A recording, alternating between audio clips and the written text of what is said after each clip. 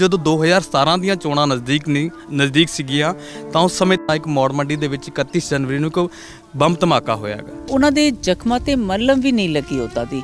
ਸੋ ਉਸ ਦਾ ਮੈਨੂੰ ਬੇਹੱਦ ਅਫਸੋਸ ਹੈ ਬਿਕੋਜ਼ ਮੈਂ ਬਹੁਤ ਓਨੈਸਟ ਸੀ। ਮੈਨੂੰ ਇਹ ਨਹੀਂ ਲੱਗਦਾ ਕਿ ਮੇਰੀਆਂ ਵੋਟਾਂ ਚਲੀਆਂ ਜਾਣਗੀਆਂ ਉਹਦੇ ਨਾਲ, ਨਹੀਂ ਬਟ ਇਹ ਕਿ ਮੈਂ ਬਹੁਤ ਓਨੈਸਟ ਹਾਂ। ਪਰ ਮੇਰੇ ਕੋਲ ਕੋਈ ਇੱਦਾਂ ਦੀ ਪਾਵਰ ਵੀ ਨਹੀਂ ਸੀ। ਆਈ ਵਾਸ ਵਰਕਿੰਗ ਲਾਈਕ ਹਲਕਾ ਸੇਵਾਦਾਰ, ਹਲਕਾ ਇੰਚਾਰਜ ਹੈ ਨਾ। ਸੋ ਮੌੜ ਦੇ ਵਿੱਚ ਹਰਮਿੰਦਰ ਸਿੰਘ ਜੱਸੀ ਕੰਟੈਸਟ ਕਰ ਰਹੇ, ਸੋ ਇੱਕਦਮ ਇੱਕ ਬਲਾਸਟ ਹੋ ਜਾਂਦਾ ਹੈ। ਸੋ ਹੁਣ ਆਉਣ ਵਾਲਾ ਟਾਈਮ ਜੇ ਸਾਥ ਦਿੰਦਾ ਆ ਤੇ ਇਥੋਂ ਜਿਤਾ ਕੇ ਭੇਜਦੇ ਤਾਂ ਸਭ ਤੋਂ ਪਹਿਲਾਂ ਮੈਂ ਜਿਹੜਾ ਬੰਬ ਬਲਾਸਟ ਹੋਇਆ ਇਸ ਨੂੰ ਲੈ ਕੇ ਜਾਊਂਗੀ। ਜਦੋਂ ਚੋਣਾਂ ਆਉਂਦੀਆਂ ਨੇ ਉਹਨਾਂ ਦਾ ਪਰਿਵਾਰ ਦੇ ਜ਼ਖਮ ਜਿਹੜੇ ਨੇ ਉਹ ਹਰੇ ਹੋ ਜਾਂਦੇ ਆ।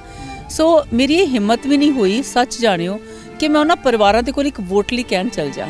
ਸੋ ਮੈਂ ਜਾਊਂਗੀ ਵੀ ਨਹੀਂ ਹਲੇ ਤਾਂ। ਮੈਂ ਕੁਝ ਕਰਕੇ ਉਹਨਾਂ ਦੇ ਲਈ ਫਿਰ ਉਸ ਤੋਂ ਬਾਅਦ ਨੈਕਸਟ ਟਾਈਮ ਉਹਨਾਂ ਨੂੰ ਰਿਕੁਐਸਟ ਕਰੂੰਗੀ। ਕਾਂਗਰਸ ਨੂੰ ਦੇਖ ਲਿਆ, ਅਕਾਲੀ ਨੂੰ ਦੇਖ ਲਿਆ ਹੈਗਾ। ਪੰਜਾਬ ਦੇ ਵਿੱਚ ਜੋ ਸਥਿਤੀ ਸੀਗੀ ਉਹ ਸਭ ਕੁਝ ਦੇਖ ਲਿਆ, ਪਰ ਇੱਕ ਮੌਕਾ ਸਾਨੂੰ ਦਿਓ, ਅਸੀਂ ਪੰਜਾਬ ਬਦਲਾਂਗੇ। ਪਹਿਲਾ ਮੌਕਾ ਦਿੱਤਾ ਮਾਲਵੇ ਨੇ ਤਾਂ ਦਿੱਤਾ ਨਾ। ਸੋ 100 ਸੀਟਾਂ ਕਹਿੰਦੇ ਸੀ ਹੈ ਨਾ, ਤਾਂ 20 ਆਈਆਂ, ਤਾਂ ਫਿਰ 12 ਝੋਲਾ ਚੱਕ ਕੇ ਇੱਧਰ ਨੂੰ ਆ ਗਏ। ਮਾਨਸਾ ਵਾਲੇ ਵੀ ਆ ਗਏ ਸੀ, ਮੌੜ ਵਾਲੇ ਵੀ ਆ ਗਏ।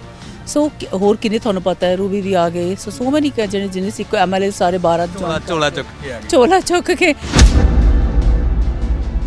ਕਿੰਨੇ ਕੁ ਗਰੀਬ ਅਕਾਲੀ ਦਲ ਵਾਲੇ ਨੇ ਤੁਹਾਨੂੰ ਵੀ ਪਤਾ, ਕਿੰਨੀ ਕੁ ਗਰੀਬ ਬੀਬਾ ਬਾਦਲ ਨੇ ਤੁਹਾਨੂੰ ਪਤਾ, ਕਿੰਨੇ ਕੁ ਗਰੀਬ ਆ ਜਿਹੜੇ ਕੈਂਡੀਡੇਟ ਨੇ ਬਰਾੜ ਸਾਹਿਬ ਤੁਹਾਨੂੰ ਪਤਾ ਹੈ, ਔਰ ਕਿੰਨੇ ਕੁ ਗਰੀਬ ਸੇਖੋਂ ਸਾਹਿਬ ਸੀ ਇੱਥੋਂ ਗਏ ਨੇ ਉਹ ਤੁਹਾਨੂੰ ਪਤਾ। ਕਿਹੜੀ ਪਾਰਟੀ ਗੱਲ ਕਰ ਰਹੀ ਹੈ ਰੋਜ਼ਗਾਰ ਦੇਣ ਦੀ? ਕੋਈ ਪਾਰਟੀ ਨਹੀਂ ਕਰ ਰਹੀ। ਮੈਂ ਕਰ ਰਹੀ। ਕਿੱਦਾਂ ਦਾ ਰੋਜ਼ਗਾਰ? ਮੈਂ ਆਪਣੇ ਹਲਕੇ ਦੇ ਵਿੱਚ ਕਹਿ ਰਹੀ ਹਾਂ। ਕਿੱਦਾਂ ਦਾ ਰੋਜ਼ਗਾਰ ਲੈ ਕੇ ਆਉਂਗੀ? ਕੋਈ ਵੱਡਾ ਕੋਈ ਫੈਕਟਰੀ, ਕੋਈ ਕਾਰਖਾਨਾ ਲੈ ਕੇ ਆਉਂਗੀ ਕਿ ਮੇਰੇ ਇੱਥੇ ਬੱਚਿਆਂ ਨੂੰ ਰੋਜ਼ਗਾਰ ਮਿਲੇ। ਸਿਧਾਣਾ ਕੈਂਪੇਨਿੰਗ ਕਰਦਾ ਤੇ ਉਸ ਸਮੇਂ ਉਹ ਕਹਿੰਦੇ ਕਿ ਇੱਥੇ ਨਸ਼ਾ ਘਰ ਘਰ ਵਿਕਦਾ ਗਾ। ਮੌੜ ਹਲਕੇ ਦੇ ਵਿੱਚ ਨਸ਼ਾ ਇੰਨਾ ਜ਼ਿਆਦਾ ਹੋ ਗਿਆ ਕਿ ਅੱਜ ਪੰਜਾਬ ਦੇ ਵਿੱਚ 6ਵਾਂ ਦਰਿਆ ਜਿਹੜਾ ਹੈਗਾ ਇਹ ਨਸ਼ੇ ਦਾ ਹੀ ਵਗ ਰਿਹਾ ਹੈਗਾ। ਹੁਣ ਯਾਦ ਆਇਆ ਲੱਖੇ ਸਿਧਾਣੇ ਨੂੰ। ਇਹ ਤਾਂ PP 'ਚ ਵੀ ਲੜਿਆ ਸੀ, ਉਦੋਂ ਸ਼ਹੀਦ ਭਗਤ ਸਿੰਘ ਦਾ ਨਾਮ ਲੈ ਕੇ ਵੋਟਾਂ ਲਈ ਜਾਂਦਾ ਸੀਗਾ। ਸੋ ਉੱਥੇ ਕਿਸਾਨੀ ਅੰਦੋਲਨ 'ਚ ਰਿਹਾ 1.25 ਸਾਲ, ਇਹੀ ਸੋਚ ਕੇ ਰਿਹਾ ਕਿ ਮੈਂ ਇਲੈਕਸ਼ਨ ਦਾ ਫਾਇਦਾ ਲਊਂਗਾ। ਉਹਦਾ ਪਿਛੋਕੜ ਇੱਦਾਂ ਦਾ ਹੈਗਾ ਕਿ ਉਹ ਨਸ਼ਾ ਖਤਮ ਕਰਨ ਦੀ ਗੱਲ ਕਰਦਾ। ਪਹਿਲਾਂ ਆਪਣਾ ਪਿਛੋਕੜ ਦੇਖ ਲੈ, ਕੀ ਸੁਭਾਅ ਬਦਲ ਜਾਂਦੇ ਨੇ। ਸਤਿ ਸ਼੍ਰੀ ਅਕਾਲ, ਔਨ 에ਅਰ ਵੇਖ ਰਹੇ ਹੋ ਤੁਸੀਂ। ਇਸ ਵੇਲੇ ਅਸੀਂ ਮੌੜ ਹਲਕੇ ਦੇ ਵਿੱਚ ਪਹੁੰਚੇ ਹਾਂ। ਮੌੜ ਹਲਕੇ ਦੀ ਜੇਕਰ ਅਸੀਂ ਗੱਲ ਕਰੀਏ ਤਾਂ ਮੌੜ ਹਲਕੇ ਦੇ ਵਿੱਚ ਜਿਹੜਾ ਮੁਕਾਬਲਾ ਹੈ ਉਹ ਬੜਾ ਫਸਵਾਂ ਜਿਹਾ ਬਣਿਆ ਹੋਇਆ ਹੈਗਾ, ਕਿਉਂਕਿ ਜਿਹੜੇ ਇਸ ਵਾਰ ਕੈਂਡੀਡੇਟ ਜਿਹੜੇ ਨੇ ਉਹ ਅਕਾਲੀ ਦਲ ਪਾਰਟੀ ਤੋਂ ਵੱਡਾ ਚਿਹਰਾ ਨੇ ਜਗਮੀਤ ਸਿੰਘ ਬਰਾੜ ਨੇ, ਤੇ ਕਾਂਗਰਸ ਪਾਰਟੀ ਤੋਂ ਮਨੋਜ ਮੰਜੂ ਬਾਂਸਲ ਨੇ, ਤੇ ਇਸੇ ਤਰੀਕੇ ਦੇ ਨਾਲ ਜਿਹੜਾ ਆਮ ਆਦਮੀ ਪਾਰਟੀ ਤੋਂ ਸੁਖਵੀਰ ਸਿੰਘ ਮਾਇਸਰਖਾਨਾ ਨੇ, ਤੇ ਆਜ਼ਾਦ ਉਮੀਦਵਾਰ ਪਹਿਲਾਂ ਲੱਖਾ ਸਿਧਾਣਾ ਹੋਏ ਸੀਗੇ ਤੇ ਹੁਣ ਉਹਨਾਂ ਨੇ ਸੰਯੁਕਤ ਸਮਾਜ ਮੋਰਚਾ ਦਾ ਪੱਲਾ ਫੜਿਆ ਤੇ ਫਸਵਾਂ ਮੁਕਾਬਲਾ ਬਣਿਆ ਹੋਇਆ ਹੈਗਾ। ਪਰ ਅੱਜ ਜਿਹੜੇ ਤੁਹਾਨੂੰ ਅਸੀਂ ਉਮੀਦਵਾਰ ਦੇ ਨਾਲ ਮੁਲਾਕਾਤ ਕਰਵਾਵਾਂਗੇ ਉਹ ਕਾਂਗਰਸ ਪਾਰਟੀ ਤੋਂ ਨੇ, ਤੇ ਉਹਨਾਂ ਨੂੰ ਲੈ ਕੇ ਅਸੀਂ ਚਰਚਾ ਵੀ ਕਰਾਂਗੇ ਇਸ ਹਲਕੇ ਨੂੰ ਲੈ ਕੇ। ਤੇ ਬੜੀ ਉੱਘੀ ਸ਼ਖਸੀਅਤ ਨੇ, ਬੜੀ ਬਾਖੂਬੀ ਪਰਸਨੈਲਿਟੀ ਉਹਨਾਂ ਨੂੰ ਇਸ ਚੀਜ਼ ਨੂੰ ਲੈ ਕੇ, ਉਹਨਾਂ ਦਾ ਕਰੈਕਟਰ ਨੂੰ ਲੈ ਕੇ ਹੈ ਕਿ ਆਪਣੇ ਹਲਕੇ ਦੇ ਵਿੱਚ ਬੜੇ ਲੰਬੇ ਸਮੇਂ ਤੋਂ ਵਿਚਰੇ ਨੇ, ਪਰ ਲੇਕਿਨ ਮਾਹੌਲ ਚੋਣਾਂ ਦਾ ਤਾਂ ਉਸ ਨੂੰ ਲੈ ਕੇ ਵੀ ਚਰਚਾ ਕਰਾਂਗੇ। ਸਵਾਗਤ ਹੈ ਜੀ ਤੁਹਾਡਾ ਪ੍ਰੋਗਰਾਮ। ਥੈਂਕ ਯੂ ਗੌਤਮ ਜੀ। ਸਾਰੇ ਵਿਊਅਰਸ ਨੂੰ ਮੇਰੇ ਵੱਲੋਂ ਸਤਿਕਾਰ ਭਰੀ ਸਤਿ ਸ਼੍ਰੀ ਅਕਾਲ, ਨਮਸਕਾਰ। ਕਿੱਦਾਂ ਦੀ ਚੱਲ ਰਹੀ ਹੈ ਕੈਂਪੇਨਿੰਗ? ਮੈਨੂੰ ਲੱਗਦਾ ਸ਼ਾਇਦ ਦੂਸਰਾ ਰਾਊਂਡ ਕਲੀਅਰ ਕਰ ਰਹੇ ਹੋ। ਹਾਂਜੀ, ਸੈਕਿੰਡ ਰਾਊਂਡ ਚੱਲ ਰਿਹਾ, second round is going on. ਤੇ ਉਸ ਤੋਂ ਪਹਿਲਾਂ ਵੀ ਲਾਈਕ ਮੈਨੂੰ ਇਹ ਨਹੀਂ ਲੱਗਦਾ ਕਿ ਮੈਂ ਚੋਣਾਂ ਦੇ ਵਿੱਚ ਇੱਥੇ ਲੋਕਾਂ 'ਚ ਵਿਚਰਨਾ। ਸੋ ਮੈਂ ਤਾਂ ਪਹਿਲਾਂ ਹੀ ਤੋਂ ਹੀ ਲੋਕਾਂ ਦੇ ਵਿੱਚ ਵਿਚਰ ਰਹੀ ਹਾਂ, ਜਿੱਦਾਂ ਹੁਣ ਵਿਚਰ ਰਹੀ ਹਾਂ। ਉਸ ਤੋਂ ਪਹਿਲਾਂ ਠੀਕ ਹੈ ਕਿ ਵੱਡੀਆਂ ਮੀਟਿੰਗਸ ਨੇ, ਇਹ ਫਰਕ ਹੈ, ਬਟ ਅਦਰਵਾਈਜ਼ ਜੇ ਮੈਂ ਕਹਾਂ ਕਿ ਮੈਂ ਡੋਰ ਟੂ ਡੋਰ ਵਾਲਾ ਸੀਗਾ ਜਾਂ ਹੋਰ ਹਰ ਇੱਕ ਘਰ ਨੂੰ ਮਿਲਣਾ ਸੀ, ਸੋ ਮੈਂ ਆਲਰੇਡੀ ਕਰ ਚੁੱਕੀ ਹਾਂ। ਬਿਕੋਜ਼ ਮੈਂ ਕੋਈ ਬਰਸਾਤੀ ਡੱਡੂ ਦੀ ਤਰ੍ਹਾਂ ਇੱਥੇ ਨਹੀਂ ਆਈ ਕਿ ਮੈਂ 6 ਮੰਥ ਜਾਂ 2 ਮਹੀਨੇ ਪਹਿਲਾਂ ਆਈ ਟਿਕਟ ਲੈ ਕੇ, ਸੋ ਮੈਂ ਵੋਟਾਂ ਲੈ ਕੇ ਫਿਰ ਚਲੀ ਜਾਣਾ।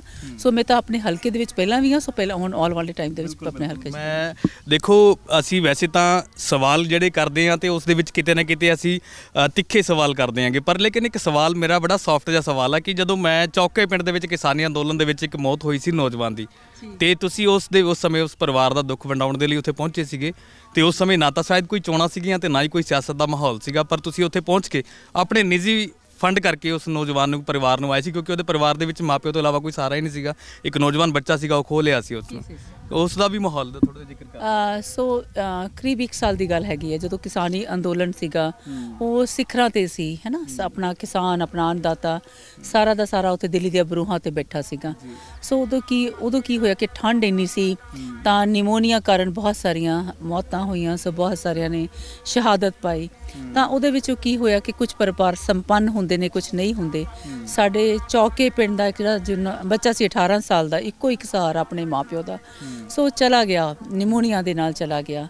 ਸੋ ਉਹਦੇ ਵਿੱਚ ਕੀ ਸੀਗਾ ਕਿ ਕਰਜ਼ਾ ਬਹੁਤ ਸੀ ਪਰਿਵਾਰ ਤੇ। ਸੋ ਮੈਂ ਤੇ ਇਸ ਲਾਈਕ ਨੇਚਰ ਦੇ ਆ ਸੀ ਕਿ ਆਪਣੇ ਲਈ ਤਾਂ ਦੁਨੀਆ ਜਿੰਦੀ ਆ ਤਾਂ ਜੀਓ ਤਾਂ ਦੂਸਰਿਆਂ ਲਈ ਜੀਓ।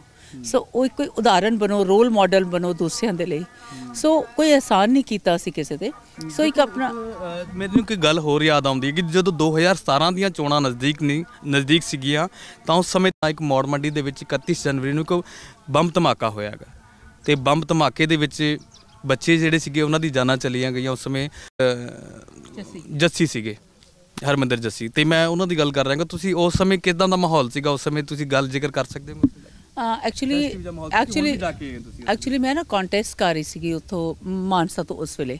ਸੋ ਮੌੜ ਦੇ ਵਿੱਚ ਹਰਮਿੰਦਰ ਸਿੰਘ ਜੱਸੀ ਕੰਟੈਸਟ ਕਰ ਰਹੇ ਸੋ ਇੱਕਦਮ ਇੱਕ ਬਲਾਸਟ ਹੋ ਜਾਂਦਾ ਹੈ ਰੈਲੀ ਦੇ ਵਿੱਚ। ਨੋ ਡਾਊਟ ਬਹੁਤ ਦੁਖਦਾਈ ਘਟਨਾ ਸੀ ਬਹੁਤ ਦਰਦਨਾਕ ਸੀਗਾ ਸਾਰਾ ਹਾਦਸਾ। ਸੋ ਸਭ ਨੂੰ ਝੰਜੋੜਿਆ ਉਸ ਹਾਦਸੇ ਨੇ। ਬਟ ਫਿਰ ਵੀ ਕਿਤੇ ਨਾ ਕਿਤੇ ਉਹਨਾਂ ਨੂੰ ਉਹ ਚੀਜ਼ ਇਨਸਾਫ ਨਹੀਂ ਮਿਲ ਸਕਿਆ। ਅਸੀਂ ਵਾਪਸ ਤਾਂ ਨਹੀਂ ਲੈ ਕੇ ਆ ਸਕਦੇ ਉਹਨਾਂ ਨੂੰ ਬਟ ਉਹਨਾਂ ਦੇ ਜ਼ਖਮਾਂ 'ਤੇ ਮਰਲਮ ਵੀ ਨਹੀਂ ਲੱਗੀ ਉੱਦਾਂ ਦੀ। ਸੋ ਉਸ ਦਾ ਮੈਨੂੰ ਬੇਹੱਦ ਅਫਸੋਸ ਹੈ ਬਿਕੋਜ਼ ਮੈਂ ਬਹੁਤ ਓਨੈਸਟ ਸੀ। ਮੈਨੂੰ ਇਹ ਨਹੀਂ ਲੱਗਦਾ ਕਿ ਮੇਰੀਆਂ ਵੋਟਾਂ ਚਲੀਆਂ ਜਾਣਗੀਆਂ ਉਹਦੇ ਨਾਲ ਨਹੀਂ ਬਟ ਇਹ ਕਿ ਮੈਂ ਬਹੁਤ ਓਨੈਸਟ ਹਾਂ। ਪਰ ਮੇਰੇ ਕੋਲ ਕੋਈ ਇੱਦਾਂ ਦੀ ਪਾਵਰ ਵੀ ਨਹੀਂ ਸੀ। ਆਈ ਵਾਸ ਵਰਕਿੰਗ ਲਾਈਕ ਹਲਕਾ ਸੇਵਾਦਾਰ ਹਲਕਾ ਇੰਚਾਰਜ ਹੈ ਨਾ। ਸੋ ਕਈ ਕੰਮ ਹੁੰਦੇ ਨੇ ਕਿ ਤੁਹਾਨੂੰ ਕੌਂਸਟੀਟਿਊਸ਼ਨਲ ਪਾਵਰ ਦੀ ਲੋੜ ਹੈ ਕਈ ਕੰਮ ਕਰਾਉਣ ਵਾਸਤੇ। ਇਟਸ ਅ ਬਿਗ ਇਸ਼ੂ ਬਹੁਤ ਵੱਡਾ ਇਸ਼ੂ ਹੈ ਇਹ। ਸੋ ਹੁਣ ਆਉਣ ਵਾਲਾ ਟਾਈਮ ਜੇ ਸਾਥ ਦਿੰਦਾ ਆ ਅਤੇ ਇੱਥੋਂ ਜਿਤਾ ਕੇ ਭੇਜਦੇ ਤਾਂ ਸਭ ਤੋਂ ਪਹਿਲਾਂ ਮੈਂ ਜਿਹੜਾ ਬੌਮ ਬਲਾਸਟ ਹੋਇਆ ਇਸ ਨੂੰ ਲੈ ਕੇ ਜਾਊਂਗੀ। ਔਰ ਜੋ ਪਰਿਵਾਰ ਉਹ ਚਾਹੁੰਦੇ ਆ ਕਿੰਨਾ ਕੁ ਚਾਹੁੰਦੇ ਆ ਵਿਚਾਰੇ ਇੱਕ ਨੌਕਰੀ। ਮੈਨੂੰ ਲੱਗਦਾ ਸ਼ਾਇਦ ਜਾ ਕੇ ਆਏ ਸੀਗੇ 31 ਦਸੰਬਰ ਜਦੋਂ 5 ਸਾਲ ਪੂਰੇ ਹੋ ਗਏ ਉਹਨਾਂ ਦੇ ਤਾਂ ਕਿਤੇ ਨਾ ਕਿਤੇ ਜਦੋਂ ਚੋਣਾਂ ਆਉਂਦੀਆਂ ਨੇ ਉਹਨਾਂ ਦਾ ਪਰਿਵਾਰ ਦੇ ਜ਼ਖਮ ਜਿਹੜੇ ਨੇ ਉਹ ਹਰੇ ਹੋ ਜਾਂਦੇ ਆ। ਸੋ ਮੇਰੀ ਇਹ ਹਿੰਮਤ ਵੀ ਨਹੀਂ ਹੋਈ ਸੱਚ ਜਾਣਿਓ ਕਿ ਮੈਂ ਉਹਨਾਂ ਪਰਿਵਾਰਾਂ ਦੇ ਕੋਲ ਇੱਕ ਵੋਟ ਲਈ ਕਹਿਣ ਚੱਲ ਜਾ। ਸੋ ਮੈਂ ਜਾਊਂਗੀ ਵੀ ਨਹੀਂ ਹਲੇ ਤਾਂ ਮੈਂ ਕੁਝ ਕਰਕੇ ਉਹਨਾਂ ਦੇ ਲਈ ਫਿਰ ਉਸ ਤੋਂ ਬਾਅਦ ਨੈਕਸਟ ਟਾਈਮ ਉਹਨਾਂ ਨੂੰ ਰਿਕੁਐਸਟ ਕਰੂੰਗੀ।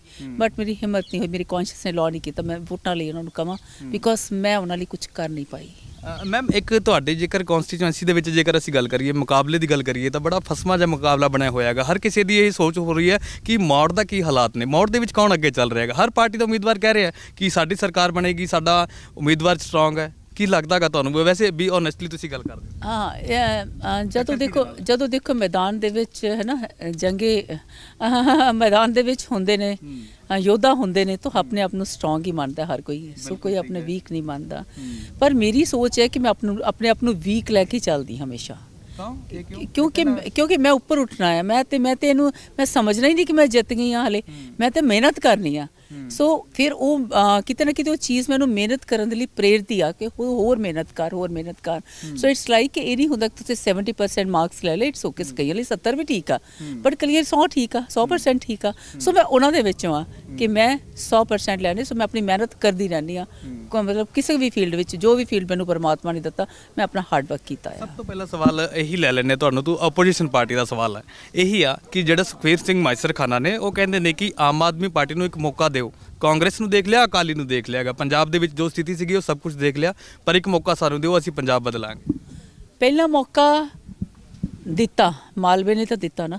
ਸੋ 100 ਸੀਟਾਂ ਕਹਿੰਦੇ ਸੀ ਹੈ ਨਾ ਤਾਂ 20 ਆਈਆਂ ਤਾਂ ਫਿਰ 12 ਝੋਲਾ ਚੱਕ ਕੇ ਇੱਧਰ ਨੂੰ ਆ ਗਏ ਹੈ ਨਾ। ਸੋ ਹੁਣ ਜੇ 50 ਸੀਟਾਂ ਕਹਿੰਦੇ ਤਾਂ 10 ਆਉਣਗੀਆਂ 10 ਵਿੱਚੋਂ ਫਿਰ ਜੇ ਦੁਬਾਰਾ ਹੀ ਜਿੱਤ ਕੇ ਉੱਥੇ ਹੀ ਆਉਣਾ ਕਾਂਗਰਸ ਪਾਰਟੀ ਵਿੱਚ ਹੀ ਆਉਣਾ ਤੇ ਫਿਰ ਕਿਉਂ ਲੋਕ ਕਹਿਣਗੇ। ਲੋਕਾਂ ਦਾ ਵਿਸ਼ਵਾਸ ਉੱਡ ਚੁੱਕਿਆ। ਮਾਨਸਾ ਵਾਲੇ ਵੀ ਆ ਗਏ ਸੀ ਮੌੜ ਵਾਲੇ ਵੀ ਆ ਗਏ।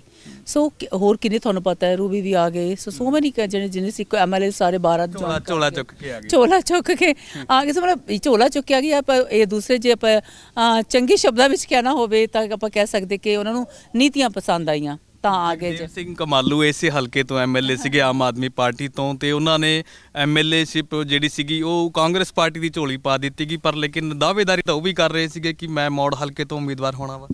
ਸੋ ਹਰ ਇੱਕ ਨੂੰ ਦਾਅਵੇਦਾਰੀ ਰੱਖਣ ਦਾ ਲੋਕਤੰਤਰ ਹੈ, ਡੈਮੋਕ੍ਰੇਸੀ ਹੈ, ਤਾਂ ਦਾਅਵੇਦਾਰੀ ਰੱਖ ਸਕਦਾ, ਕੋਈ ਵੀ ਰੱਖ ਸਕਦਾ ਹੈ। So but the thing is ਕਿ ਉਸ ਤੋਂ ਬਾਅਦ ਰਿਪੋਰਟਸ ਆਉਂਦੀਆਂ ਕਿ ਕੌਣ ਜ਼ਮੀਨ ਤੱਕ ਜੁੜਿਆ ਹੋਇਆ, ਕੌਣ ਲੋਕਾਂ ਤੱਕ ਪਹੁੰਚ ਕਰਦਾ।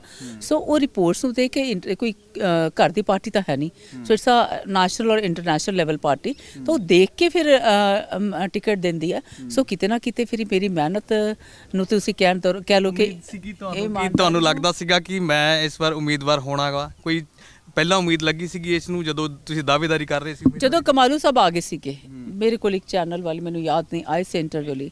ਸੋ ਮੈਂ ਕਹਤਾ ਸੀ ਮੈਂ ਸ਼ੋਰ ਆ ਇੱਥੋਂ ਇਲੈਕਸ਼ਨ ਲੜੂੰਗੀ, ਮੈਂ ਟਿਕਟ ਵੀ ਮਿਲੂਗੀ ਮੈਨੂੰ। ਸੋ ਇਟ ਵਾਸ ਸ਼ੋਰ ਮੈਂ ਕਿ ਟਿਕਟ ਔਰ ਮੈਂ ਇੱਥੋਂ ਇਲੈਕਸ਼ਨ ਲੜਨੇ, ਮੈਂ ਟਿਕਟ ਵੀ ਮੈਨੂੰ ਕਾਂਗਰਸ ਪਾਰਟੀ ਦੀ ਮਿਲਣੀ ਹੈ। ਸੋ ਮਿਲੀ ਹੈ। ਕਮਾਲੂ ਸਟੈਂਡ ਕਰਦੇ ਨੇ ਹੁਣ ਤੁਹਾਡੇ ਨਾਲ? ਹਾਂਜੀ, ਉਹਨਾਂ ਨਾਲ ਅੱਜ ਵੀ ਗੱਲ ਹੋਈ ਆ। ਸੋ ਪਹਿਲਾਂ ਅੰਮ੍ਰਿਤਸਰ ਸੀਗੇ ਸਿੱਧੂ ਸਾਹਿਬ ਦੀ ਸਪੋਰਟ ਤੇ, ਤਾਂ ਹੁਣ ਵਾਪਸ ਆ ਗਏ ਨੇ। ਤਾਂ ਉਹਨਾਂ ਨੇ ਅੱਜ ਕਿਹਾ ਹੈਗਾ ਸੋ ਮੈਂ ਨਾਲ ਚੱਲੂੰਗਾ ਔਰ ਮੈਂ ਲਾਈਕ ਹੈਲਪ ਕਰੂੰਗਾ, ਯੈਸ ਕੈਂਪੇਨ ਕਰਾਂਗਾ। ਤੇ ਜਗਮੀਤ ਸਿੰਘ ਬਰਾੜ ਨੂੰ ਕਿੱਦਾਂ ਵੇਖਦੇ ਹੋ? ਜਗਮੀਤ ਸਿੰਘ ਬਰਾੜ ਵੀ ਕਾਫੀ ਜਿਹੜੀਆਂ ਨੇ ਕੈਂਪੇਨਿੰਗ ਤਾਂ ਠੀਕ ਆ, ਉਹਨਾਂ ਦਾ ਲੋਕਤਾਂਤਰਿਕ ਅਧਿਕਾਰ ਦੇ ਮੁਤਾਬਕ ਚੱਲ ਰਹੇ ਨੇ, ਵਧੀਆ ਤਰੀਕੇ ਨਾਲ ਚੱਲ ਰਹੇ ਨੇ, ਪਰ ਲੇਕਿਨ ਦਾਅਵੇਦਾਰੀ ਇਹ ਕਰਦੇ ਨੇ ਕਿ ਸਾਡੀ ਸਰਕਾਰ ਬਣਨੀ ਹੈ, ਸਾਡੀ ਜਿਹੜਾ ਐਤਕੀ ਬਹੁਤ ਵਧੀਆ ਲਹਿਰ ਚੱਲ ਰਹੀ ਹੈ ਪਿਛਲੀ ਵਾਰਾਂ ਨਾਲੋਂ। ਨਹੀਂ, ਫਿਰ ਹੁਣ ਮੈਂ ਤੇ ਕਹਿੰਦੀ ਹਾਂ ਕਿ ਜਦੋਂ ਮੈਦਾਨ ਦੇ ਵਿੱਚ ਆ ਗਏ ਤਾਂ ਫਿਰ ਕੌਣ ਇੱਦਾਂ ਸਮਝਦਾ ਕਿ ਮੇਰੀ ਸਰਕਾਰ ਨਹੀਂ ਬਣੂਗੀ? ਤਾਂ ਸਰਕਾਰ ਦਾ ਤਾਂ ਤੁਹਾਨੂੰ ਉਹਨਾਂ ਦਾ ਪਤਾ ਹੀ ਹੈ। ਤੁਹਾਡੀ ਪਾਰਟੀ ਦੇ ਵਿੱਚ ਵੀ ਕਾਂਗਰਸ ਪਾਰਟੀ ਦੇ ਵਿੱਚ 40 ਸਾਲ ਰਹੇ ਨੇ, ਤ੍ਰਿਣਮੂਲ ਕਾਂਗਰਸ ਦੇ ਵਿੱਚ ਰਹੇ ਨੇ, ਫਿਰ ਅਕਾਲੀ ਦਲ ਪਾਰਟੀ ਦੇ ਵਿੱਚ ਆ ਗਏ ਨੇ, ਫਿਰ ਆਜ਼ਾਦ ਲੜੇ ਨੇ, ਕੀ ਲੱਗਦਾ ਤੁਹਾਨੂੰ? ਸੋ ਉਹ ਤਾਂ ਉਹਨਾਂ ਦੀ ਸੋਚ ਹੈਗੀ ਹੈ ਨਾ, ਉਹ ਕਿਵੇਂ ਹੈਗਾ। ਬਸ ਇੱਕ ਠੀਕ ਹੈ, ਲੱਛੇਦਾਰ ਭਾਸ਼ਣ ਜ਼ਰੂਰ ਹੈ, ਲੱਛੇਦਾਰ ਭਾਸ਼ਣ ਜ਼ਰੂਰ ਹੈਗਾ, ਗੱਲਾਂ ਜ਼ਰੂਰ ਨੇ, ਬਟ ਕਿਸ ਤਰ੍ਹਾਂ ਆਮ ਪਰਿਵਾਰਾਂ ਦੇ ਵਿੱਚ, ਗਰੀਬ ਪਰਿਵਾਰਾਂ ਦੇ ਵਿੱਚ ਆਉਣਾ, ਗਰੀਬ ਪਰਿਵਾਰਾਂ ਦੇ ਮਸਲਿਆਂ ਨੂੰ ਹੱਲ ਕਰਨਾ, ਇਹ ਕੋਈ ਖਾਲਾ ਜੀ ਦਾ ਬਾੜਾ ਨਹੀਂ ਹੈ। ਕਿਉਂਕਿ ਤੁਹਾਡੇ ਕੋਲ ਜਿਸ ਵੇਲੇ ਪਰਿਵਾਰ ਕੋਈ ਨੀਡੀ, ਦੇਖੋ ਸੰਪੰਨ ਪਰਿਵਾਰ ਹੈ ਨਾ, ਵੈਲ ਟੂ ਡੂ ਫੈਮਿਲੀ ਹੈ, ਸੋ ਸ਼ਾਇਦ ਉਹ ਕਿਤੇ ਨਾ ਕਿਤੇ ਹੋਰ ਵੀ ਚੱਲ ਜੂਗੀ ਜੇ ਉਹਨਾਂ ਨੂੰ ਕਿਤੇ ਲੋੜ ਪਊਗੀ। ਬਟ ਕੀ ਹੁੰਦਾ ਕਿ ਆਮ ਪਰਿਵਾਰ ਜਿਹੜੀਆਂ ਫੈਮਲੀਜ਼ ਨੇ, ਗਰੀਬ ਪਰਿਵਾਰ ਨੇ, ਉਹ ਤਾਂ ਆਪਣੇ ਹਲਕੇ ਦੇ ਵਿੱਚ ਹੀ ਆਉਣਗੇ ਨਾ। ਸੋ ਉਹਨਾਂ ਦੇ ਮਸਲਿਆਂ ਨੂੰ ਹੱਲ ਕਰਨਾ ਹਰ ਇੱਕ ਦੇ ਵੱਸ ਦੀ ਗੱਲ ਨਹੀਂ ਹੈ। ਉਹਨਾਂ ਦੇ 24 ਘੰਟੇ ਮਤਲਬ ਹੈ ਨਾ 24/7 ਵਾਲਾ ਹਿਸਾਬ ਹੈ ਕਿ ਉਹਨਾਂ ਦੇ ਵਿੱਚ ਤੁਹਾਨੂੰ ਰਹਿਣਾ ਪੈਂਦਾ। ਸੋ ਉਹਨਾਂ ਦੇ ਕੰਮਾਂ ਨੂੰ ਕਰਨਾ ਪੈਂਦਾ, ਤਾਂ ਜਾ ਕੇ ਤੁਹਾਡੀ ਛਵੀ ਬਣਦੀ ਹੈ, ਤਾਂ ਜਾ ਕੇ ਕਿਤੇ ਉਹਨਾਂ ਦੇ ਦਿਲ ਵਿੱਚ ਸਤਿਕਾਰ ਬਣਦਾ ਹੈ। ਇਹ ਕਹਿੰਦੇ ਕਿ ਸਾਡੀ ਪਾਰਟੀ ਗਰੀਬਾਂ ਦੀ ਪਾਰਟੀ ਹੈ। ਉਹ ਉਹਨਾਂ ਨੂੰ ਪੁੱਛ ਲਓ ਜੀ ਹੈਗੀ ਕਿ ਨਹੀਂ ਹੈਗੀ, ਪਰ ਮੈਂ ਤਾਂ ਆਪਣਾ ਜਾਣਦੀ ਹਾਂ। ਸੋ ਮੈਂ ਆਪਣੇ ਕੰਮ, ਮੈਨੂੰ ਆਪਣਾ ਹੈਗਾ ਕਿ ਮੈਂ ਆਪ ਕੰਮ ਕਰਦੀ ਹਾਂ। ਸੋ ਕਿੰਨੇ ਕੁ ਗਰੀਬ ਅਕਾਲੀ ਦਲ ਵਾਲੇ ਨੇ ਤੁਹਾਨੂੰ ਵੀ ਪਤਾ, ਕਿੰਨੀ ਕੁ ਗਰੀਬ ਬੀਬਾ ਬਾਦਲ ਨੇ ਤੁਹਾਨੂੰ ਪਤਾ, ਕਿੰਨੇ ਕੁ ਗਰੀਬ ਆ ਜਿਹੜੇ ਕੈਂਡੀਡੇਟ ਨੇ ਬਰਾੜ ਸਾਹਿਬ ਤੁਹਾਨੂੰ ਪਤਾ ਹੈ, ਔਰ ਕਿੰਨੇ ਕੁ ਗਰੀਬ ਸੇਖੋਂ ਸਾਹਿਬ ਸੀ ਇੱਥੋਂ ਗਏ ਨੇ ਉਹ ਤੁਹਾਨੂੰ ਪਤਾ। ਸੋ ਕਿੰਨੇ ਕੁ ਗਰੀਬ ਮਲੂਕਾ ਸਾਹਿਬ ਨੇ। ਲੋਕਾਂ ਦੀ ਪਾਰਟੀ ਨਹੀਂ, ਗਰੀਬ ਲੋਕਾਂ ਦੀ ਪਾਰਟੀ ਹੁਣ ਆਪਾਂ ਕਹਿ ਲਈਏ ਕਿ ਆਟਾ ਦਾਲ ਕਿਤੇ ਮਾੜੀ ਮੋਟੀ ਕੋਈ ਲਾਤੀ ਕਿਸੇ ਨੂੰ ਦੇਤੀ, ਫਿਰ ਉਹ ਗਰੀਬਾਂ ਦੀ ਬਣ ਗਈ, ਉਹ ਵੀ ਆਪਣੇ ਮਤਲਬ ਵਾਸਤੇ ਕਿ ਆਟਾ ਦਾਲ ਦੇਣ ਦਾ। ਤਾਂ ਕਿਉਂ ਨਹੀਂ ਰੁਜ਼ਗਾਰ ਕਿਉਂ ਨਹੀਂ ਦਿੱਤਾ? ਕਿਹੜੀ ਪਾਰਟੀ ਗੱਲ ਕਰ ਰਹੀ ਹੈ ਰੁਜ਼ਗਾਰ ਦੇਣ ਦੀ? ਕੋਈ ਵੀ ਪਾਰਟੀ ਨਹੀਂ ਕਰ ਰਹੀ। ਮੈਂ ਕਰ ਰਹੀ ਹਾਂ। ਕਿੱਦਾਂ ਦਾ ਰੁਜ਼ਗਾਰ ਲੈ ਕੇ? ਮੈਂ ਆਪਣੇ ਹਲਕੇ ਦੇ ਵਿੱਚ ਕਹਿ ਰਹੀ ਹਾਂ ਕਿੱਦਾਂ ਦਾ ਰੁਜ਼ਗਾਰ ਲੈ ਕੇ ਆਉਂਗੀ, ਕੋਈ ਵੱਡਾ ਕੋਈ ਫੈਕਟਰੀ ਕੋਈ ਕਾਰਖਾਨਾ ਲੈ ਕੇ ਆਉਂਗੀ ਕਿ ਮੇਰੇ ਇੱਥੇ ਬੱਚਿਆਂ ਨੂੰ ਰੁਜ਼ਗਾਰ ਮਿਲੇ। ਸੋ ਮੈਂ ਜਾਣੀ ਹਾਂ, ਮੈਂ ਤੇ ਗਰੀਬਾਂ ਵੀ ਜਾਣੀ ਹਾਂ। ਸੋ ਮੈਨੂੰ ਪਤਾ ਲੋਕੀ ਕਹਿੰਦੇ ਕਿ ਪੜ੍ਹੇ ਲਿਖੇ ਨਿਆਣੇ ਵਿਚਾਰੇ 10-20 ਹਜ਼ਾਰ ਦੀ ਨੌਕਰੀ ਵਾਸਤੇ ਵੀ ਤੁਰੇ ਫਿਰਦੇ ਆ। ਸੋ ਮੇਰੀ ਸੋਚ ਹੈ ਕਿ ਪਰਮਾਤਮਾ ਇਦਾਂ ਦਾ ਕੁਝ ਬਖਸ਼ੇ ਕਿ ਆਪਣੇ ਹਲਕੇ ਦੇ ਲਈ ਮੈਂ ਰੁਜ਼ਗਾਰ ਲੈ ਕੇ। ਲੱਖਾ ਸਿਧਾਣਾ ਕੈਂਪੇਨਿੰਗ ਕਰਦਾ ਤੇ ਉਸ ਸਮੇਂ ਉਹ ਕਹਿੰਦੇ ਕਿ ਇੱਥੇ ਨਸ਼ਾ ਘਰ ਘਰ ਵਿਕਦਾ ਗਾ। ਮੌੜ ਹਲਕੇ ਦੇ ਵਿੱਚ ਨਸ਼ਾ ਇੰਨਾ ਜ਼ਿਆਦਾ ਹੋ ਗਿਆ ਕਿ ਅੱਜ ਪੰਜਾਬ ਦੇ ਵਿੱਚ 6ਵਾਂ ਦਰਿਆ ਜਿਹੜਾ ਹੈਗਾ ਇਹ ਨਸ਼ੇ ਦਾ ਹੀ ਵਗ ਰਿਹਾ ਹੈਗਾ। ਹੁਣ ਯਾਦ ਆਇਆ ਲੱਖੇ ਸਿਧਾਣੇ ਨੂੰ। ਇਹ ਤਾਂ ਪੀਪੀ 'ਚ ਵੀ ਲੜਿਆ ਸੀ, ਉਦੋਂ ਸ਼ਹੀਦ ਭਗਤ ਸਿੰਘ ਦਾ ਨਾਮ ਲੈ ਕੇ ਵੋਟਾਂ ਲਈ ਜਾਂਦਾ ਸੀਗਾ। ਸੋ ਉੱਥੇ ਕਿਸਾਨੀ ਅੰਦੋਲਨ 'ਚ ਰਿਹਾ ਸਵਾ ਸਾਲ, ਇਹੀ ਸੋਚ ਕੇ ਰਿਹਾ ਕਿ ਮੈਂ ਇਲੈਕਸ਼ਨ ਦਾ ਫਾਇਦਾ ਲਵਾਂਗਾ। ਉਹ ਤਾਂ ਮੈਂ ਵੀ ਕਹਿੰਦੀ ਕਿ ਮੈਂ ਲੱਗਾ ਨਸ਼ਾ ਖਤਮ ਕਰੂੰਗੀ, ਮੈਂ ਆਪਣੇ ਹਲਕੇ 'ਚ ਨਹੀਂ ਵੜਨ ਦਊਂਗੀ ਨਸ਼ਾ। ਸੋ ਇਹ ਗੱਲਾਂ ਹੀ ਇਹ ਤੁਹਾਨੂੰ ਲੱਗਦਾ? ਹਾਂ, ਉਹਨਾਂ ਦੀਆਂ ਗੱਲਾਂ, ਬਟ ਇਹ ਵੀ ਹੁਣ ਪਿਛੋਕੜ ਵੀ ਦੇਖ ਲਓ ਸਰ, ਕੀ ਉਹਦਾ ਪਿਛੋਕੜ ਇਦਾਂ ਦਾ ਹੈਗਾ ਕਿ ਉਹ ਨਸ਼ਾ ਖਤਮ ਕਰਨ ਦੀ ਗੱਲ ਕਰਦਾ। ਪਹਿਲਾਂ ਆਪਣਾ ਪਿਛੋਕੜ ਦੇਖ ਲੈ, ਕੀ ਸੁਭਾਅ ਬਦਲ ਜਾਂਦੇ ਨੇ? ਨਹੀਂ ਬਦਲਦੇ ਸੁਭਾਅ। ਕੀ ਕਿਰਦਾਰ ਬਦਲਦੇ ਨੇ? ਨਹੀਂ ਬਦਲਦੇ ਕਿਰਦਾਰ। ਲੱਖਾ ਸਿਧਾਣਾ ਕਹਿੰਦਾ ਮੈਂ ਤਾਂ ਜੋ ਮੇਰਾ ਪ੍ਰੀਵੀਅਸ ਰਿਕਾਰਡ ਆ ਮੈਂ ਖੁੱਲ ਕੇ ਕਹਿਣਾ ਵਾ, ਮੈਨੂੰ ਕਿਸ ਨੇ ਗੈਂਗਸਟਰ ਬਣਾਇਆ ਤੇ ਉਹ ਵੀ ਮੈਂ ਖੁੱਲ ਕੇ ਬੋਲ ਦਾਂਗਾ। ਸਾਰੀ ਮੇਰੀ ਬੈਕਗਰਾਊਂਡ ਜਿਹੜੀ ਸੀਗੀ ਉਹ ਸਾਰੀ ਲੋਕਾਂ ਨੂੰ ਮੈਂ ਤਾਂ ਖੁੱਲੀ ਕਿਤਾਬ ਵਾਂਗਾ, ਮੈਨੂੰ ਕੋਈ ਵੀ ਪੜ੍ਹ ਸਕਦਾ ਗਾ। ਪਰ ਲੇਕਿਨ ਜਿਹੜੀ ਅੱਜ ਦੀ ਸਥਿਤੀ ਹੈ ਉਸ ਸਮੇਂ ਮੈਨੂੰ ਬਹੁਤ ਲੋਕਾਂ ਦਾ ਪਿਆਰ ਮਿਲ ਰਿਹਾ, ਤਾਂ ਇਹ ਕਹਿ ਰਹੇ ਨੇ। ਇੱਕ ਵੀਡੀਓ ਵਾਇਰਲ ਹੋਈ ਸੀ, ਮੈਂ ਬਹੁਤੀ ਸੁਣੀ ਵੀ ਨਹੀਂ।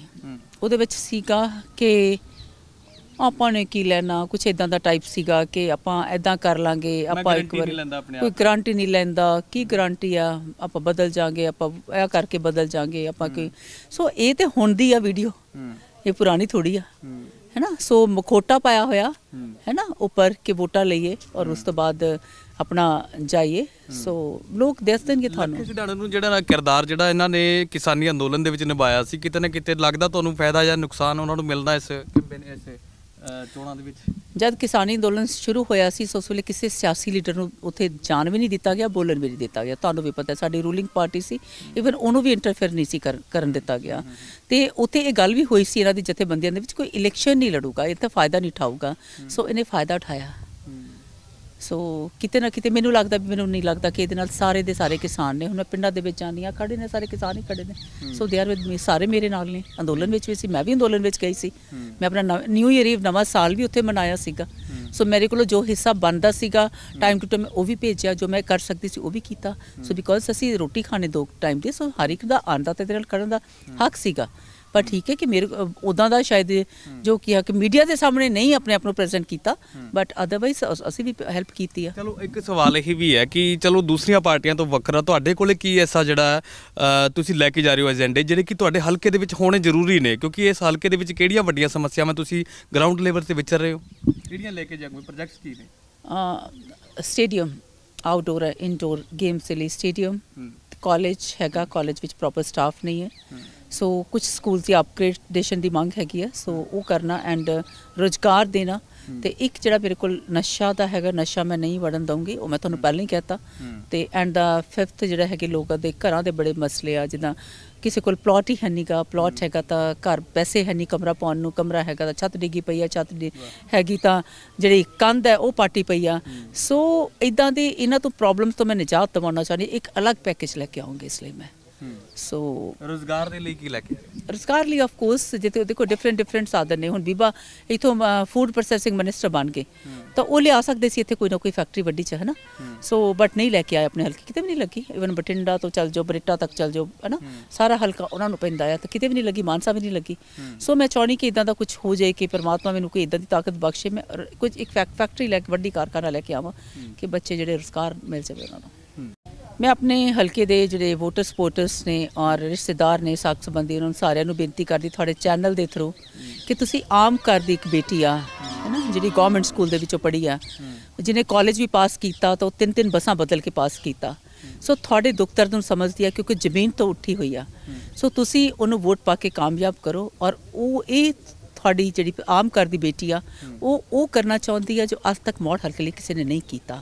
ਸੋ ਤੁਹਾਡੇ ਲਈ ਸਾਰੇ ਸੁੱਖ ਦੇ ਸਾਧਨ ਜੋ ਮੇਰੇ ਕੋਲੋਂ ਬਣ ਪਾਊਗਾ, ਬੈਸਟ ਬਣ ਪਾਊਗਾ, ਮੈਂ ਉਹ ਕਰੂੰਗੀ, ਚਾਹੇ ਰੁਜ਼ਗਾਰ ਹੋਏ, ਚਾਹੇ ਹਸਪੀਟਲ ਹੋਏ ਜਾਂ ਸਟੇਡੀਅਮ ਹੋਏ। ਸੋ ਜੋ ਡਿਮਾਂਡਸ ਨੇ ਤੁਹਾਡੀਆਂ ਤਾਂ ਉਹ ਡੈਫੀਨੇਟਲੀ ਮੈਂ ਪੂਰਾ ਕਰੂੰਗੀ ਔਰ ਉਹਨਾਂ ਦੀ ਆਸਾਂ ਤੇ ਵੀ ਖਰੀ ਉਤਰੂੰਗੀ। ਬਹੁਤ ਬਹੁਤ ਧੰਨਵਾਦ ਗੱਲਬਾਤ ਰੱਖਣ ਦੇ ਲਈ। ਤਾਂ ਗੱਲਬਾਤ ਜੋ ਅਸੀਂ ਕਰ ਰਹੇ ਸੀਗੇ ਮੌੜ ਹਲਕੇ ਦੇ ਵਿੱਚ ਜੋ ਇਸ ਵੇਲੇ ਕਾਂਗਰਸ ਪਾਰਟੀ ਦੇ ਉਮੀਦਵਾਰ ਨੇ ਮਨੋਜ ਮੰਜੂ ਬਾਂਸਲ ਨੇ, ਤੇ ਇਸ ਨੂੰ ਲੈ ਕੇ ਅਸੀਂ ਗੱਲਬਾਤ ਇਹਨਾਂ ਦੇ ਨਾਲ ਕਰ ਰਹੇ ਸੀਗੇ ਕਿ ਇਸ ਹਲਕੇ ਦੇ ਵਿੱਚ ਕੀ ਸਥਿਤੀ ਨੇ ਤੇ ਕਿਹੜੀਆਂ ਇਸ ਹਲਕੇ ਦੀਆਂ ਜ਼ਰੂਰਤਾਂ ਨੇ, ਤੇ ਇਸ ਨੂੰ ਲੈ ਕੇ ਵੀ ਚਰਚਾਵਾਂ ਕੀਤੀਆਂ ਤੇ ਸਿਆਸਤ ਨੂੰ ਲੈ ਕੇ ਵੀ ਕੁਝ ਚਰਚਾਵਾਂ ਕੀਤੀਆਂ। ਇਸੇ ਤਰੀਕੇ ਨਾਲ ਅਸੀਂ ਹੋਰ ਹਲਕੇ ਦੇ ਵਿੱਚ ਹੋਰ ਉਮੀਦਵਾਰ ਤੇ ਉਸ ਹਲਕੇ ਦੀਆਂ ਸਮੱਸਿਆਵਾਂ ਨੂੰ ਲੈ ਕੇ ਚਰਚਾ ਕਰਾਂਗੇ। ਤਦ ਤੱਕ ਲਈ ਸਾਨੂੰ ਦਿਓ ਇਜਾਜ਼ਤ। ਸਹਿਯੋਗੀ ਗੌਰਵ ਦੇ ਨਾਲ ਗੌਤਮ ਕੁਮਾਰ, ਤੁਸੀਂ ਵੇਖ ਰਹੇ ਹੋ ਔਨ 에ਅਰ ਮੌੜ ਹਲਕਾ।